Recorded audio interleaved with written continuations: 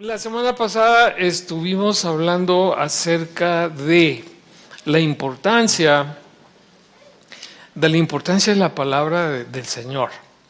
Cómo la observancia de la palabra del Señor es bien importante para tener una vida respaldada por Dios, una vida bendecida. Y yo le decía, no me pongo como ejemplo, yo no me pongo como ejemplo, pero le comparto mi experiencia, hermano, a través de los años. He tratado de servir al Señor con fidelidad. Y a través de los años he visto su misericordia, he visto su gracia y he visto su bendición. Y hablábamos también del famoso GPS, ¿verdad? Como muchas veces nos ayuda, el GPS. Sí, es cierto que de repente se equivoca, pero el GPS lo hacen humanos, así que falla también, ¿verdad? Imagínense nada más, ahora que está tan comentado este tema de la inteligencia artificial, ¿verdad? Inteligencia artificial, pues cada vez está más presente en nuestra vida y bueno, si algunos han dicho inclusive que la inteligencia artificial va a terminar por exterminar a la humanidad como se conoce.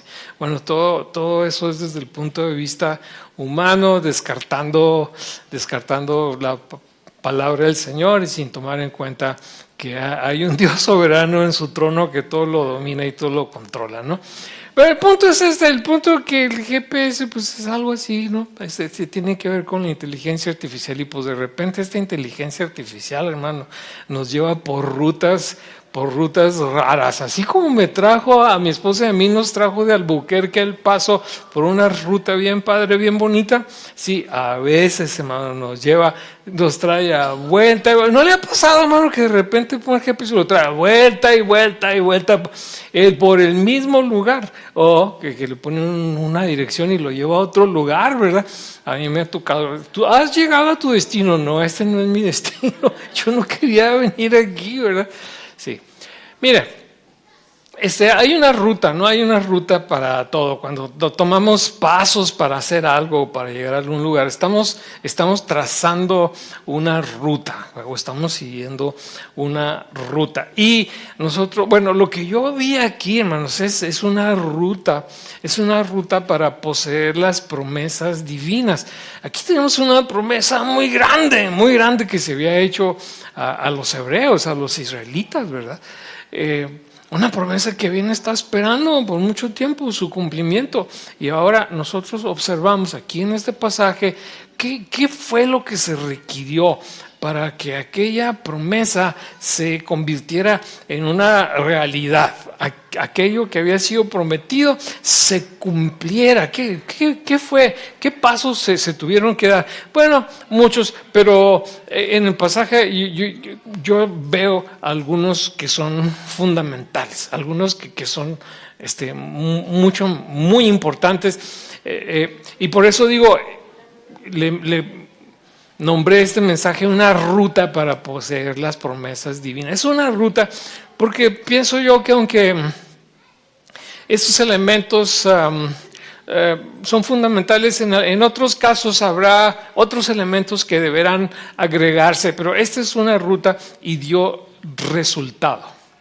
buenos resultados, porque finalmente la promesa llegó a poseerse, se concretó y las personas la disfrutaron, pudieron disfrutarlas. Yo creo, hermano, que las promesas otorgadas por Dios se pueden obtener. Las promesas que Dios nos hace se pueden obtener, pero yo creo que se condicionan cuando menos la mayoría de ellas, si reconocemos y damos a Dios el lugar que le corresponde. Si le damos al Dios que hace esas promesas el lugar que a Él le corresponde, porque mire, vamos a comenzar por ahí. Las promesas las hace Dios. Acuérdese, estamos hablando de las promesas de Dios. ¿Qué significa? Que Dios las hace. Yo voy a hacer esto, dice Dios. Y cuando el Señor lo pronuncia, bueno, podemos esperar que suceda porque Dios cumple lo que dice que va a hacer. ¿Sí? Entonces, tenemos que empezar por ahí. Tenemos que empezar a creer en Dios y a recordar que Él es el que hace las promesas. Solamente si creemos en Dios podremos acercarnos a Él. Solamente si creemos en Dios podemos confiar en Él. Dice, mire, si leemos los evangelios, usted que ha leído los evangelios sabe muy bien que hay una frase que se repite mucho ahí. Jesús decía con frecuencia, no temas, cree. Cree solamente. Entonces es bien importante. Empezamos por ahí. Empezamos a confiar en Dios. Empezamos a creerle a Dios. Y recordamos siempre que Él es el que hace las promesas. ¿Sí? Mire, yo veo, tengo que remontarme, hermanos, al tiempo de Abraham, porque esa promesa que están a punto de poseer estos hebreos capitaneados por Josué, ¿verdad? Esta promesa es el cumplimiento de aquello que se le dijo a Abraham, el patriarca hacía como 400 años atrás. Hágame usted el favor, 400 años. Dios le dijo a Abraham, vas a tener una descendencia. El hombre ni podía tener familia, ya estaba bien grande de edad. Su esposa no podía tener familia. Entonces, pues fue una promesa grande. Dios le dijo, vas a tener familia. Ya empezando con eso, hermano. Empezando con esa promesa. Pero luego siguió el Señor diciéndole, revelándole sus planes. Le dijo, y de ti voy a hacer una gran nación. Y vas a poseer tu descendencia, va a poseer toda esta tierra. Sí, la tierra a la cual estaban a punto de entrar ahora estas personas capitaneadas por Josué, pero dese cuenta, fueron como 400 años después. Entonces, está íntimamente ligado lo que Dios le dijo a Abraham y lo que está sucediendo aquí, en este momento que nos describe el libro de Josué. Íntimamente ligado. Es el tema de la misma promesa. Ahora, mire, hay que aprender a distinguir, ¿verdad? Cuando estamos hablando de una promesa de Dios y cuando estamos hablando de una imaginación nuestra, cuando estamos hablando de un deseo nuestro. Yo recuerdo en una reunión de esas que tenemos nosotros en el concilio, hermanos, una persona en nuestra organización religiosa, una persona después de las elecciones, una persona estaba muy confundida, dijo, ¿qué es lo que pasó? Dios me dijo a mí que mi esposo iba a quedar en este cargo y no quedó. Entonces, hermano, Dios no le dijo. Eso es lo que quería, eso es lo que deseaba, no es lo que Dios le dijo. Entonces, mire, muchas veces sucede eso, ¿verdad? Que nosotros tenemos nuestra imaginación, tenemos nuestros deseos, tenemos nuestras inclinaciones y decimos, Dios me ha prometido. Cuando en realidad Dios no ha prometido eso, Dios no lo ha dicho. ¿Cuál era una de las señales de un profeta? Cuando la palabra del profeta se cumplía. Si una persona dice, Dios me dijo que va a hacer esto y no pasa, pues sí que no se lo dijo. Entonces, por eso yo quiero hacer aquí el énfasis. Estamos hablando de cosas que Dios ha prometido, no de cosas que estamos imaginando, cosas que nosotros quisiéramos que pasaran. ¿Sí? Empezando por ahí. La promesa a Abraham no fue algo nebuloso. Algunas personas dicen, Dios me dijo que me va a bendecir. Una vez una persona me dijo, ya van 2 personas que me dicen que Dios me va a bendecir. Claro, le dije, por supuesto que Dios te va a bendecir. Dios va a bendecir a todos sus hijos. Dios va a bendecir a todo su pueblo. El deseo de Dios es bendecir a todos sus hijos y sus hijas. Claro que sí. ¿Ve? Pero esta promesa que Dios le hace a Abraham no es algo nebuloso, no es algo así muy general. Fue una promesa específica, concreta, reiterada. Sí, le dijo, yo te bendeciré, pero además, ¿qué? Serás bendición. Y le dijo, ¿cómo? Le dijo, te voy a dar hijos, de ti saldrán reyes, serás el padre de una gran nación y van a vivir en tal lugar. ¿Se da cuenta? Entonces, no estamos hablando de algo así nebuloso. No. Es algo específico, es algo concreto y además es algo reiterado. Dios le remarcó esto, se lo reforzó algunas veces. Entonces Abraham no se movió según su imaginación, no se movió motivado por sus aspiraciones personales, no. Abraham se movió basado en promesas claras y concretas que Dios le había hecho. Entonces, empezando por ahí, hay que creer en Dios. Y hay que creer en el Dios que hace las promesas. Y en las promesas que Dios hace, por supuesto, ¿no? Muy bien. Es importante creer. ¿En qué sentido? Bueno, si creemos, estamos afirmando la realidad de Dios. Pues no estamos hablando al aire, no estamos inventando, no tenemos un amigo imaginario. Algunos dicen, nos ven con compasión y dicen, el amigo imaginario de los cristianos, ¿verdad? O sea, Dios es su amigo imaginario. No estamos hablando con un amigo imaginario, estamos hablando con el creador del cielo y de la tierra, con el Dios que se encarnó en Cristo Jesús. Estamos hablando con Dios que ha manifestado su presencia y la manifiesta de maneras muy reales en nuestra vida. Entonces estamos creyendo en un Dios real y por lo tanto en un Dios con quien podemos entablar una relación personal. Es bien interesante. No vemos nosotros, es decir, en el relato de Abraham, nosotros observamos que Dios se le aparece en ciertas ocasiones, ¿verdad? En el curso de muchos años. Pero para mí lo importante acá es que Dios siempre estuvo Abraham siempre estuvo en el radar de Dios. Abraham siempre estuvo en el radar de Dios. Se maneje en el relato de Génesis que se le apareció o no se le apareció, pero se observa que Abraham siempre estuvo en el radar de Dios. Y algo más que Abraham estaba en la sintonía del Señor, porque cuando Dios quería hablarle, Abraham estaba ahí y escuchaba.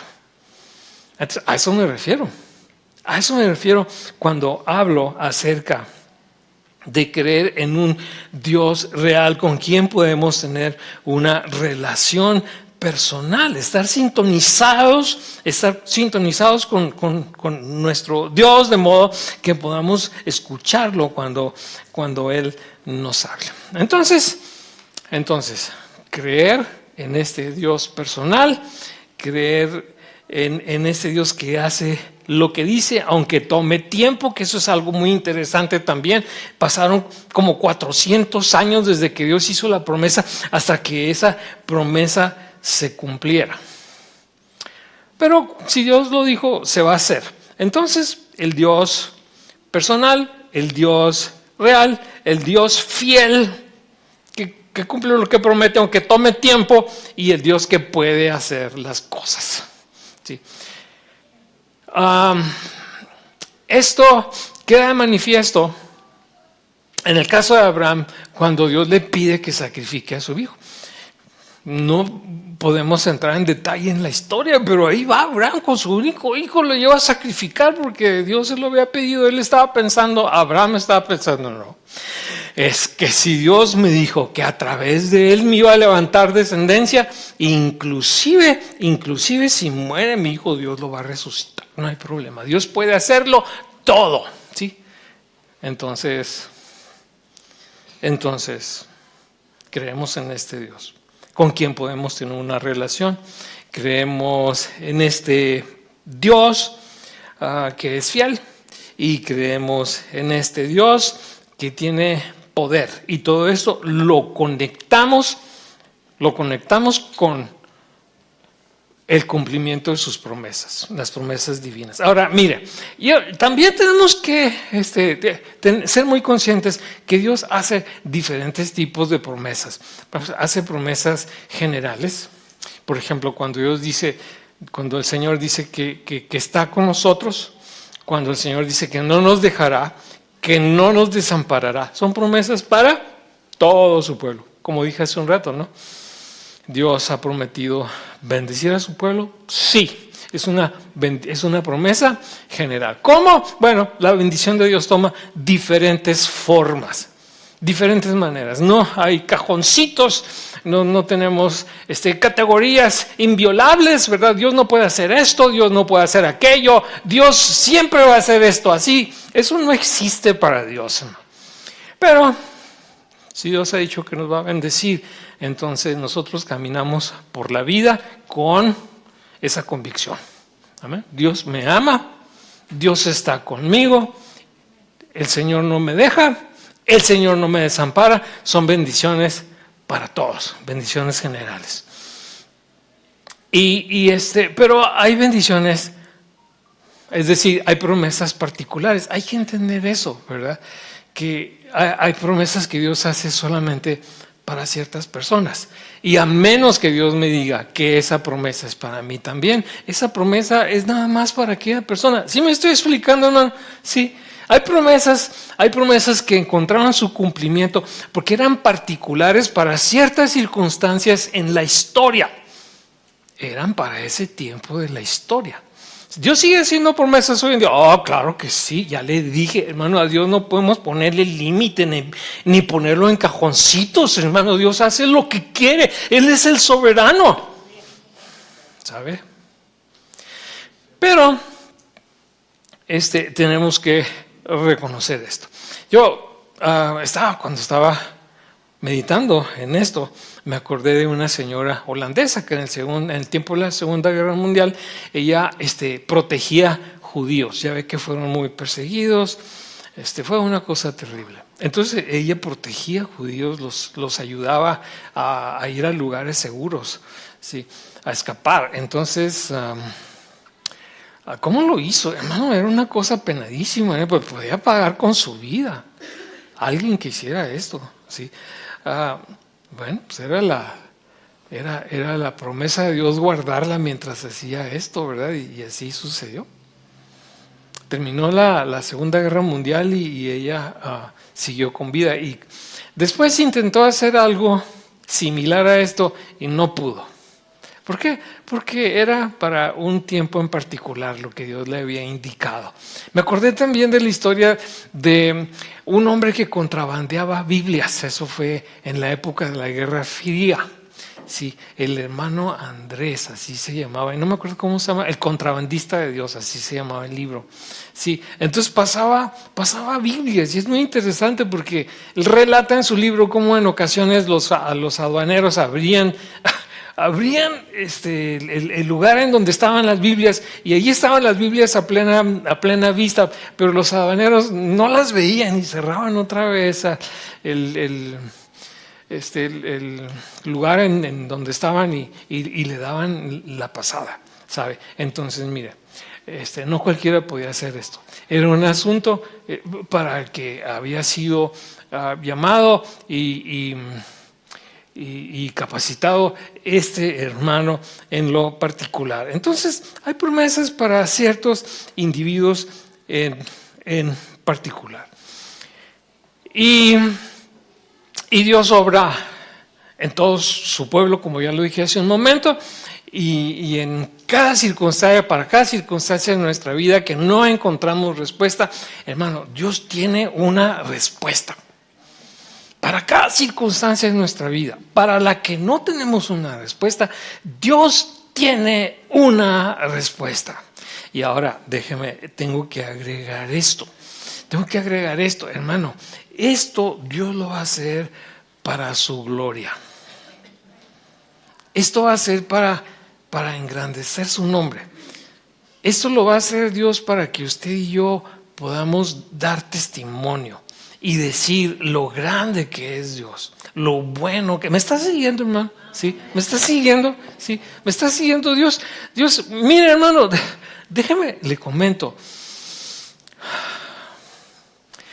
Dios nos creó por amor y nos creó para su gloria.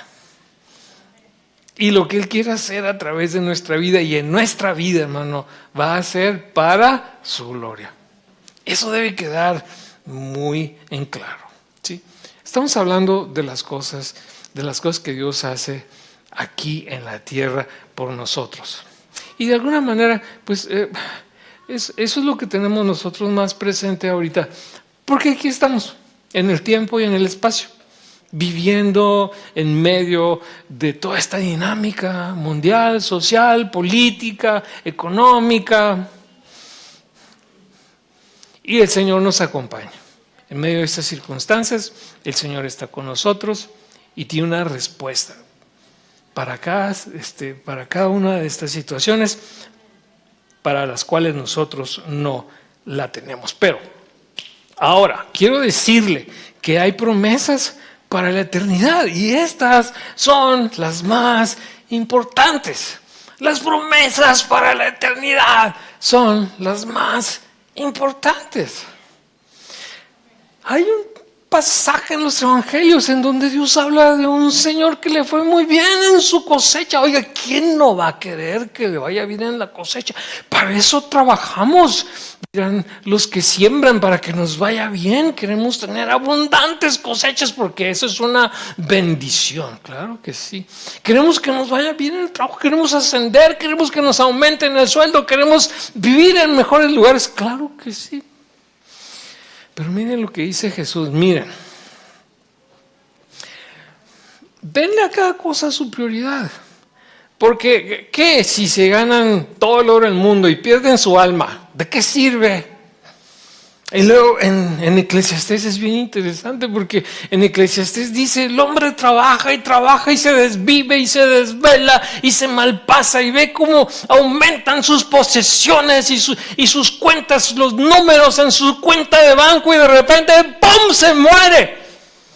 Y lo que amasó, lo que acumuló, ¿para quién será? ¿Y quién se lo va a gastar? Bueno, Salomón lo ve desde ese punto de vista. Jesús dice, no vale la pena. Si descuidas tu alma y la pierdes, no vale la pena. Entonces, ¿qué es lo más importante? Bueno, lo más importante es lo eterno. Sin descuidar lo temporal, que hermano, Dios no lo descuida. Dios no descuida lo temporal para nada. Y Dios no descuida ese aspecto de nuestra vida. Y también lo maneja y lo gestiona, ¿sí? Pero lo más importante es lo eterno. Y entonces tenemos que tomar en cuenta esas promesas. Hermano, queremos alcanzar las promesas eternas. Y hay muchas. Yo voy a mencionar, ni siquiera voy a desarrollar, solamente voy a mencionar 3. Ser reconciliado y adoptado como hijo de Dios. Eso es lo más grande que le puede ocurrir a cualquier persona. Porque en ese momento usted se convierte en heredero de las promesas, de todas las promesas divinas. Todas, absolutamente en paquete. Cuando usted se convierte en un hijo de Dios, en paquete usted tiene acceso potencial a todas las demás promesas del Señor. Luego, la presencia de su Espíritu en nuestro corazón, que es tener al Señor en nuestra vida, presente, tenerlo presente en todo momento. San Pablo le da una designación, lo llama de una manera muy poética, muy linda, dice las arras del Espíritu. Es como un anillo de compromiso, ¿sí? Pronto se nos va a casar una chica aquí en la iglesia, el mes que entra. Trae en su mano algo, trae una piedra ahí en su mano, montada en un anillo. Es el anillo de es una promesa. Son las arras, ¿sí? Si este anillo, esta piedrita dice que dentro de cierto tiempo me voy a casar. Y el chico que le puso el anillo, que le ofreció el anillo, está diciendo, es mi promesa para ti. Estamos comprometidos. Y la presencia del Espíritu Santo en nuestro corazón es el compromiso de Dios, de que va a hacer en nosotros todo lo que Él ha prometido hacer para la eternidad. Amén. ¿Qué más? Bueno, la vida de poder en la venida de Jesús, vamos a decirle así, es la resurrección, la vida de poder en la venida. Cuando Jesús venga, los que creemos en Él, seremos introducidos a una vida de poder inimaginable. Esa es otra promesa. Ay, pastor, dirán algunos, ¿verdad? Bueno, déjeme le digo, Dios le dijo a Abraham, vas a tener un hijo y una descendencia y vas a poseer una tierra, te estoy dando una tierra y ellos van a vivir allí y yo voy a vivir en medio de ellos. Si pasaron 5, 10, 15, 20 años no pasó nada, 100, 200 no pasó nada, 300, cuando pasaron 400 años, aquella promesa se cumplió. Las promesas de Dios se cumplen, las terrenas se cumplen, las espirituales y eternas también se cumplen. Hay que confiar, hermano, y creer en el Dios que hace las promesas. Luego, hay que... el otro paso en esta ruta es dar el extra sin desanimarnos. Es hacer nuestra parte. Voy a poner un ejemplo. Si Dios me dice a mí, Jesús, yo te voy a mandar, por decir algo, te voy a mandar a Guatemala. No es cierto. Es que no se necesita pasaporte para Guatemala. Sí, te voy a mandar a Inglaterra, por decir algo, ¿verdad? ¿Qué es lo que voy a hacer yo? Oiga, pues me voy a poner a aprender inglés. Eso es lo que voy a hacer. Y voy a sacar mi pasaporte también. Tengo que empezar a prepararme de acuerdo a esa promesa. Hay que avanzarle, ¿verdad? Hay que avanzarle, hay que dar el extra sin desanimarnos. Yo a veces que platico con algunas personas, les digo, oye, ¿sabes qué? Hombre, ir a Palestina, ir a Israel, a aquellas regiones es bien importante. Si eres predicador, si eres ministro, te va a hacer muchísimo bien. Te va a ayudar mucho a ser un mejor intérprete de la palabra. Nomás que sabes que tienes que ponerlo en el calendario y tienes que empezar a hacer un ahorro, porque si no, no sé. Entonces, el asunto es dar el extra sin desanimarnos. El pueblo tenía que avanzar.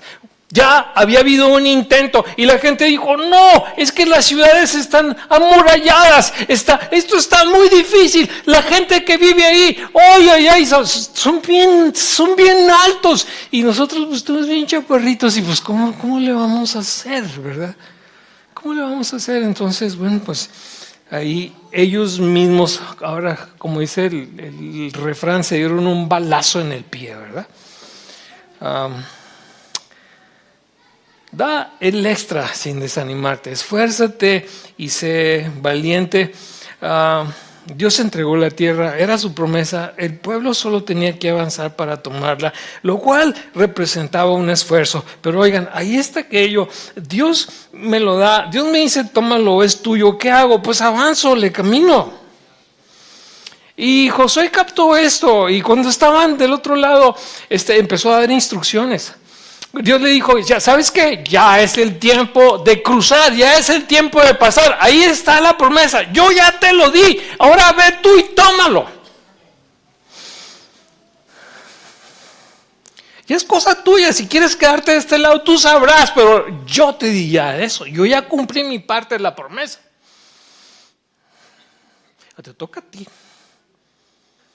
Ahora te toca a ti. Ay, es que hay que cruzar el río y no hay puente. No, Josué dijo, ¿saben qué? Ya vamos a cruzar.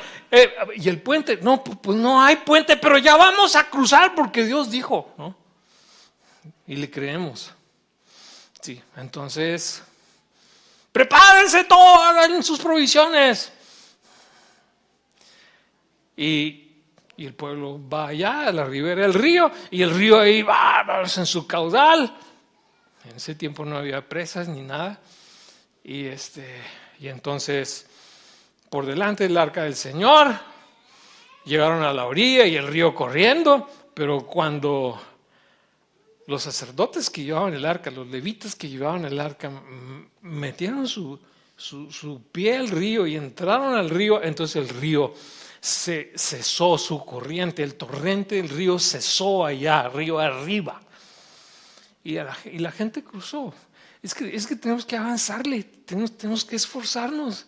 Hermano, si Dios te dijo, tú vas a tener, me vas a servir en esta profesión o en la otra, ¿sí? Bueno, esa es una cosa. La otra cosa es que te pongas a estudiar, que te concentres. Esa es la otra cosa. Si Dios te dijo, quiero bendecirte con un negocio porque quiero que apoyes a los misioneros, además de que tengas tu casa y bendigas a tu familia. Quiero que apoyes a los misioneros en tal lugar. Bueno, pues cruza el Jordán, avanza, camínale, ¿sí? Empieza a ver cómo se lleva un balance, ¿verdad? Si no sabes, ve cómo se lleva un balance, entrada, salida, saldo. ¿Cómo aprende a tratar con los vendedores y con los compradores? Haz tu parte, esfuérzate, no te desanimes, ¿sí? Por ilustrarlo de una manera sencilla. Dios hace su promesa, Dios dice que va a estar con nosotros y ya nos toca a nosotros también hacer nuestra parte y avanzar. Hay una expresión también que se utiliza mucho y es en el Antiguo Testamento, y es levántate. ¿No? Levántate, toma acción. Alcanzar las metas requiere una inversión y en general vivir requiere una inversión y pues es la parte que nosotros tenemos que hacer. Y tengo que caminar, hermanos, tengo que avanzarle y ya estoy terminando. El otro etapa o el otro elemento, hermanos, en esta ruta es acatar fielmente la palabra de Dios. Este episodio, hermanos, esta narración está estructurada en algo que se llama un quiasmo. Tiene un inicio, luego avanza con otro pensamiento y luego en medio tiene la idea central y luego después avanza repitiendo la idea anterior y finaliza con la idea con que se inició. Sí, es un quiasmo. En la mitad de la estructura está lo principal. ¿Y sabe qué es lo que está en la mitad de la estructura de este pasaje? La ordenanza de ser cuidadoso en guardar la palabra del Señor. Eso es lo que está en la mitad. ¿Qué quiere decir? ¿Qué es lo más importante? Y hermanos, desgraciadamente, no siempre captamos eso, desgraciadamente. Estamos esperando que Dios haga grandes cosas y grandes obras en nuestra vida, pero ¿cómo le digo? Sin compromiso. Sí, sin compromiso de mi parte, Dios. O sea, tu palabra dice y estas son tus promesas, pero yo no tengo promesas para ti. Tú tienes promesas para mí, tu palabra lo dice, estás obligado porque tú lo dijiste. Yo no tengo compromisos contigo. Eso no funciona así, no es como funciona, no es como está escrito, no está como se encuentra indicada en la palabra del Señor. La palabra del Señor nos dice que estamos en un pacto con Dios. Y lo que estamos viendo aquí en este pasaje es solamente eso. Es Dios le está recordando al pueblo, estamos en un pacto. Mientras te mantengas en el pacto, yo mantengo mis promesas. En el momento en que dejes el pacto, no tengo compromisos contigo. Eso es lo que dice, hermano. Ahí está, chéquelo. Véalo, verá. Entonces, esa es otra etapa importante, hermano, en esta ruta para alcanzar las promesas. Acatar fielmente la palabra de Dios, porque la obediencia manifiesta nuestro respeto y nuestra fidelidad a nuestro pacto con Dios. En nuestro caso, el pacto que tenemos con Dios a través de Cristo Jesús. Estamos en un pacto con Dios a través de Cristo Jesús. Debemos entender bien nuestra relación con Dios. Tenemos que entender bien nuestra relación con Dios. Él es nuestro Señor. Es nuestro Salvador, pero es nuestro Señor, es nuestro soberano, es nuestro Rey, nuestro todo. Dependemos de Él para todo en la vida. Somos sus hijos amados, pero también somos sus servidores fieles. Amén. Y luego la obediencia a la palabra del Señor, pues garantiza el mejor curso de acción. Hermano, el mejor estratega es Dios. Él es el más sabio de todos. A veces nosotros imaginamos las cosas y planeamos y todo esto y no nos sale. No nos funciona. Y yo se lo digo por experiencia. Sobre todo en mi juventud, que de frentazos me di, pero más o menos aprendí.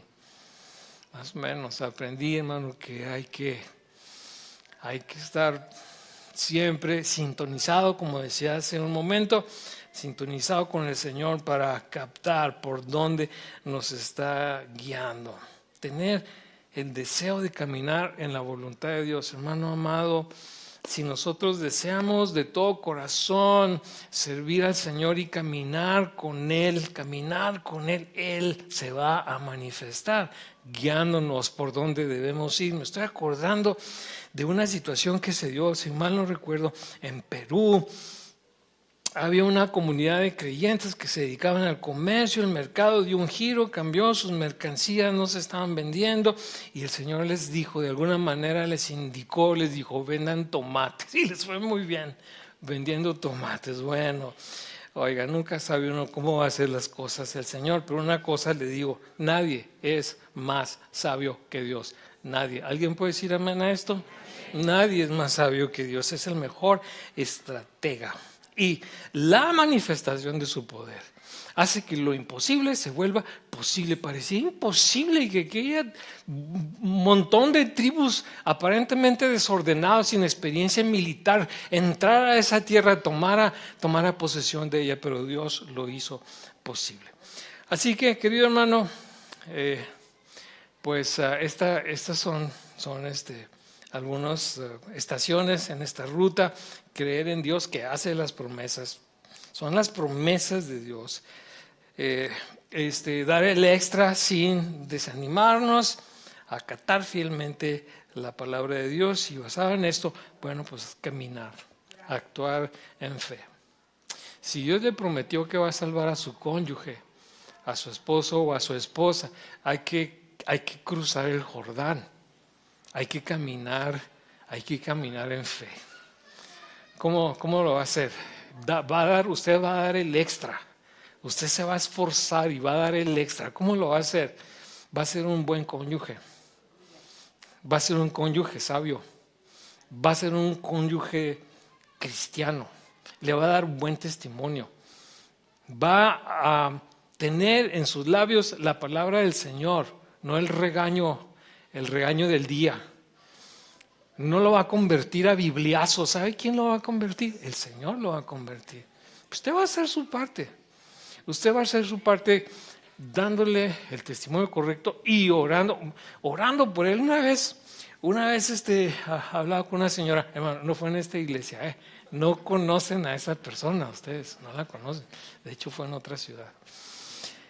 Y esta señora pues me estaba diciendo de su esposo y no quería acercarse al Señor y que la mortificaba mucho y le impedía servirle y cuánta cosa.